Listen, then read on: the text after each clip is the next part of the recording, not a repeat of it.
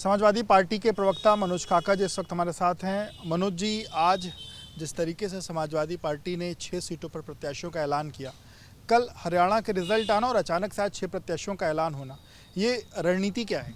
नहीं, ये कोई रणनीति नहीं है, ये संयोग है। हमारी तो तैयारी 10 सीटों पे लगातार चल रही है और पार्टी ने पहले सारे विधानसभा जहाँ जहाँ भी उपचुनाव होने हैं 10 विधानसभाओं की लगातार राष्ट्रीय अध्यक्ष जी ने उन जनपदों की मीटिंग लिया, कार्यकर्ताओं से बात करी, इसके बाद उन्होंने निर्णय लिया है और आज 6 सीटों पे जो ऐलान किया गया है, इस समय पूरे देश में अगर कोई वंचितों का कोई दर्शन है तो पीडीए है, पिछड़ा दलित अल्पसंख्यक का जो समन्वय है वही उसका दर्शन है। और पूरे देश का पिछड़ा दलित अल्पसंख्यक जानता है कि उसके जो हजारों सालों की जो उसकी दुश्वारियां हैं, अगर कोई उसको न्याय दे पाएगा तो माननीय अखिलेश यादव जी की पीडीए की अवधारणा दे पाएगी।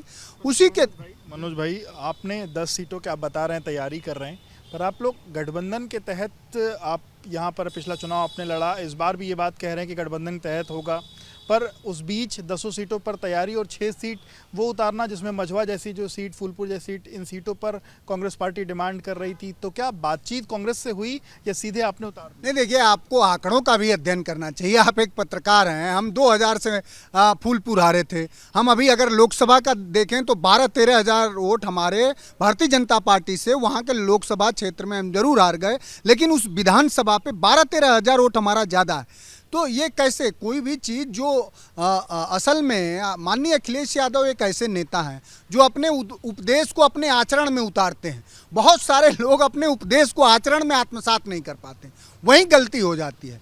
तो जो राजनीति में चाहे सामाजिक जीवन में लोग निर्धारित करते हैं, जनमानस निर्धारित करता, लोकतंत्र में लोग निर्धारण करते हैं कि किसकी हैसियत क्या है। और समाजवादी पार्टी ने जो सीटें पर आज ऐलान किया है, आप तो जानते 4 सीटों पे तो ऑलरेडी हमारे विधायक थे, तो आप समझ ही रहे हैं समाजवादी पार्टी की पूरी तैयारी है। और समाजवादी पार्टी के साथ मैंने कहा ना कि इस देश में इस समय अगर कोई पिछड़ों के दुश्वारियों का अगर कोई दर्शन है तो पीडीए है और उसके नायक माननीय अखिलेश यादव जी हैं। समाजवादी पार्टी ही उत्तर प्रदेश में गठबंधन के साथ भारतीय जनता पार्टी को हराएगी। तो अब तो बस 4 सीटें बची हैं, तो गठबंधन के हाथ 1 आएगी, 2 आएगी, 3 आएगी, 4 आएगी, क्या आएगी? नहीं, अब ये तो राष्ट्रीय अध्यक्ष जी निर्धारित करेंगे ना, जो राष्ट्रीय अध्यक्ष जी निर्धारित करेंगे वो आएगी। लेकिन उत्तर प्रदेश में भारतीय जनता पार्टी को जिसके लगातार देख रहे हैं विधायक पीटे जा रहे हैं, अब हम लोग तो आश्चर्यचकित हैं कि जिस पार्टी के विधायक पीटे जा रहे हैं, फिर लोगों ने सूचना दी कि मुख्यमंत्री जी के स्वजाति गुंडों का एक तांडव है, वो पिटवा रहे हैं। तो किस तरह से प्रदेश चल रहा है, वहीं एक बेटी दूसरा अब किस तरह से क्या चल रहा है। अब मुख्यमंत्री जी अपने विधायकों को संरक्षण नहीं दे पा रहे हैं, शायद स्वजाति गुंडों को ज़्यादा संरक्षण दिया जा रहा है, इसलिए पीटे जा रहे हैं लोग। तो और दूसरी तरफ एक बहू बेटी ये आरोप लगा रही है कि वो दारू के नशे में भी रहते हैं। तो क्या चल रहा है पूरे उत्तर प्रदेश में। अभी फूलपुर की आप बात हम कर रहे थे, फूलपुर में एक दलित बेटी का रेप किया गया और उसके बाद उसकी निर्ममता से हत्या भी कर दी गई, ईंट से कूच कूच के। मैं देख रहा था। तो पूरे उत्तर प्रदेश में आतंक, एक तरह से आप कहिए तो बलात्कारियों, व्यभिचारियों का तांडव चल रहा है और उनके खिलाफ कार्रवाई नहीं हो पा रही है। ये दुर्भाग्यपूर्ण है। ये बताइए, अभी आप लोग गठबंधन के तहत हरियाणा में सीट मांग रहे थे, पर आपको सीट नहीं मिली, पर नतीजे, हालांकि वोट परसेंटेज बहुत ज़्यादा अंतर नहीं, पर नतीजे कांग्रेस के पक्ष में नहीं है। आप लोग जम्मू कश्मीर में सीट मांग रहे थे, पर वहाँ भी आपको सीट नहीं मिली। इन सब के बाद यहाँ अभी कितनी संभावना बची है सीट लेने की? देखिए, कोई भी समन्वय सबके साथ चलता, हमारी पूरी इच्छा है। राष्ट्रीय अध्यक्ष जी ने हरियाणा में कितना बड़ा त्याग करा आपने देखा होगा। मैं कह रहा हूँ और मैं ये ऐलान कर रहा हूँ, इसके तथ्य और इसके सबूत हैं। हम लोग कोई हवा में बात नहीं करते। पूरे देश में आज अगर पिछड़ों का सबसे बड़ा कोई नेता है, वंचित तबके का और प्रगतिशील सोच के सवर्ण का ही, जिसने अपनी राजनीति में अपने बातों से नहीं, अपने उपदेशों से नहीं, बल्कि अपने विकासात्मक आचरण से एक्सप्रेसवे बना के, लैपटॉप बांट के, मेट्रो ला के, ग्रामीण अर्थव्यवस्थाओं को सुदृढ़ करके, सामाजिक न्याय स्थापित करके। आप बात करेंगे सामाजिक न्याय का, अब उन दलों के है जो अति आत्मविश्वास में रहते हैं, उनके लिए है कि आप बात करेंगे सामाजिक न्याय का और पूरी थाती आप किसी सामंती के हाथ में कब्जा दे देंगे, तो ये तो चलेगा नहीं। ये लोकतंत्र है, इसमें सब लोग सजग हैं। आप सामाजिक न्याय की बात कर रहे हैं, पर वहीं जब आप जो आज टिकट बंटवारे हुए उसमें 6 में से 5 ऐसे टिकट हैं जो परिवार के लोगों को टिकट देगा। भाजपा एक बार फिर से कह रही कि सपा परिवारवाद से ऊपर ही नहीं उठ पाती है। समाजवादी पार्टी अगर परिवारवाद की बात देखेंगे, समाजवादी पार्टी में कोई परिवारवाद नहीं। जिन लोगों को टिकट दिया गया है वो लोग पहले से राजनीति में हैं। एक ज्योति की बात है, वो बेटी की, तो वो एमबीबीएस कर रही, डॉक्टर है, और आप देखेंगे कि युवाओं को अगर सबसे ज़्यादा किसी ने राजनीति में स्थापित करा है तो माननीय अखिलेश यादव जी ने करा है। परिवारवाद की वो लोग बात क्या करेंगे? उत्तर प्रदेश के मुख्यमंत्री जी स्वयं परिवारवाद के ज्वलंत उदाहरण है। उनके चाचा उन्होंने तो दो तरह का परिवारवाद कब्जा किया, राजनैतिक ही नहीं, पहले धार्मिक किया अपने चाचा के मठ पे, और फिर इसके बाद उनका राजनैतिक भी उत्तराधिकारी बने। तो हम लोग तो अगर सार्वजनिक जीवन में कोई आ रहा है तो उसका स्वागत किया जाना चाहिए।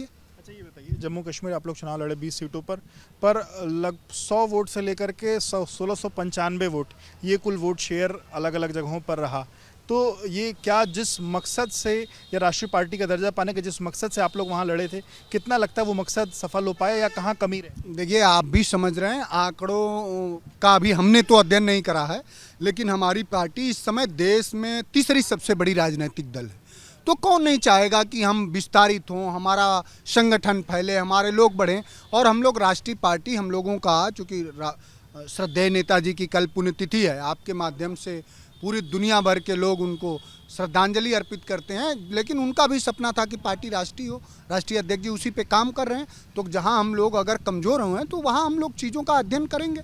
लेकिन कोई अगर बड़ा दल ये सोचे कि सिर्फ उसी के बरक्स या उसी के छत्र छाया में सब कुछ चलेगा, तो ये दुर्भाग्यपूर्ण है। ज़मीन पर कुछ है नहीं, तो आपको ज़मीन का अध्ययन करना चाहिए। महाराष्ट्र और झारखंड में भी समाजवादी पार्टी विस्तार के तौर पर क्या चुनाव लड़ने का मन बना रही है? बिल्कुल, महाराष्ट्र में तो आप जान ही रहे हैं, 2 हमारे अभी सिटिंग विधायक हैं महाराष्ट्र में। और माननीय राष्ट्रीय अध्यक्ष जी को जानने समझने वाले, जो मैंने बात कही कि इस समय पूरे सामाजिक न्याय का अगर कोई सच में व्यवहारिक अगर कोई व्यक्ति भारतीय राजनीति में कि मंडल कमीशन की 4200 संस्तुतियाँ लागू कराए, जहाँ शैक्षणिक संस्थानों में वंचित तबके की हिस्सेदारी सुनिश्चित हो, तो माननीय अखिलेश यादव जी कर रहे हैं। और हमें वहाँ हमारे संख्या के हिसाब से, हमारे संगठन के हिसाब से वाजिब हिस्सेदारी चाहिए, इसमें कोई बुराई नहीं है। समाजवादी पार्टी चुनाव लड़ेगी। ये बताइए, अगर हरियाणा में कांग्रेस पार्टी आपको साथ लेती, आम आदमी पार्टी को साथ लेती, तो शायद नतीजे कुछ ठीक आते। हमने देखा कि जब मध्य प्रदेश की बात कही गई, मध्य प्रदेश में भी आप लोग डिमांड कर रहे थे पर कांग्रेस ने आपका साथ नहीं दिया। हरियाणा के जो नतीजे, तो क्या कोई एक सीख कांग्रेस पार्टी को इस बात से लेनी चाहिए कि सबको साथ लेके चलना? सबको हर तरह के पराजय से और हर तरह के विषम परिस्थितियों से सीख लेना चाहिए। आप बखूबी जानते हैं हम लोगों की सीटों की मांग थी, अगर वो मिला होता, और मैं ये जानता हूँ, मैं जहाँ तक लोगों से हम लोग बात करते हैं, घूमते हैं, तो पता चलता है अगर राष्ट्रीय अध्यक्ष जी अगर हरियाणा में जा करके अगर चुनाव प्रचार किए होते तो तस्वीरें निश्चित रूप से कुछ और होती। क्योंकि आप देख रहे हैं कि 39.9% पा करके वोट से यार भारतीय जनता पार्टी प्रचंड बहुमत की सरकार में आ गई, और 39% वोट पा करके कांग्रेस सरकार में नहीं आई। तो बहुत कम अंतर है। और जब राष्ट्रीय अध्यक्ष जी जाते हैं तो लोगों को लगता है कि नहीं, जो बहुजन तबका है, 90% तबका है, उसके आज के नायक हैं अखिलेश यादव जी, और निश्चित रूप से तस्वीरें दूसरी होती। बिल्कुल, तो आप मनोज यादव जी को सुन रहे थे, जिन्होंने अलग अलग विषयों पर समाजवादी पार्टी की तरफ से अपनी राय रखी। विवेक राय, वीपी न्यूज़ के लिए।